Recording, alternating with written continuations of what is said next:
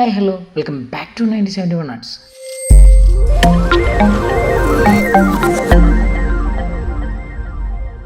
ഇന്ന് നമ്മുടെ മുന്നിലുള്ള വേണാട്ടുമറ്റം ഉണ്ണിക്കുട്ടനാണ്.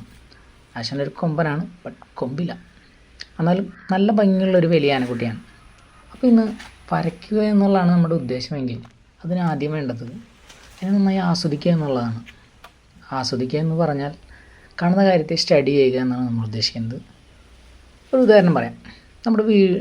നമ്മുടെ വീട്ടുകാരുമായി പുറത്തോട്ട് പോവുകയാണ്, അല്ലെങ്കിൽ എന്തെങ്കിലും ഒരു പൂരത്തിനോ എന്തെങ്കിലും കാര്യത്തിന് മുമ്പ് ഒരു ആന നമുക്ക് കാണും. അപ്പോൾ നമ്മൾ അറിയാവുന്നവർ പറയും ഇത് മറ്റേ പാമ്പാട്ടി രാജനാണ്, തെച്ചിക്കോട്ടാവാണെന്നൊക്കെ പറയും. അപ്പോൾ തന്നെ അവർ ചോദിക്കും ഇത് എങ്ങനെയാടാവുകയെ അങ്ങനെയാണെന്നൊക്കെ. സോ അതിൻ്റെ ബാക്കിൽ നമ്മൾ കുറച്ച് അതിനെ സ്റ്റഡി ചെയ്തിട്ടുള്ളതുകൊണ്ട് നമ്മൾ കണ്ട് അതിനെ ആസ്വദിച്ചുകൊണ്ടാണ് നമുക്കതിൻ്റെ പേരുകളും കാര്യങ്ങളൊക്കെ പറയാൻ പറ്റുന്നത്. സോ അതൊക്കെ വിട്. ഇന്ന് എനിക്ക് പ്രാക്ടീസ് ചെയ്യാൻ കിട്ടിയിരിക്കുന്നത് ഇവനെയാണ്.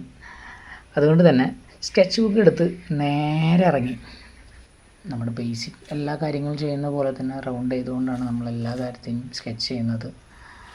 സോ ആനയുടെ ഓരോ സൈഡിൽ നിന്നും മാറി മാറി നിന്ന് സ്കെച്ച് ചെയ്തു. ഇടയ്ക്കിടയ്ക്ക് ആശാൻ നല്ല പോസുകൾ ഇട്ട് തരും. ഞാൻ നല്ല നല്ല പോസസ് മാത്രമേ വരച്ചിട്ടുള്ളൂ.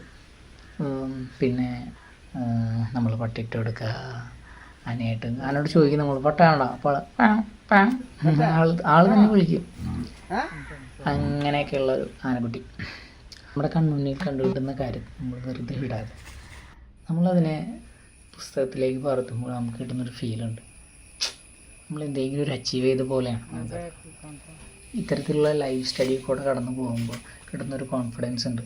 ആൾക്കാർ ചുറ്റും വന്ന് നിൽക്കുമ്പോൾ വരയ്ക്കാനുള്ളൊരു നാണം കേടും ബാക്കിയുള്ള എല്ലാ കാര്യങ്ങളും നമുക്ക് പോയി കിട്ടും. സോ ഇത്രയും കിട്ടുന്ന അവസരങ്ങൾ മാക്സിമം യൂട്ടിലൈസ് ചെയ്യാം. So guys, bye bye.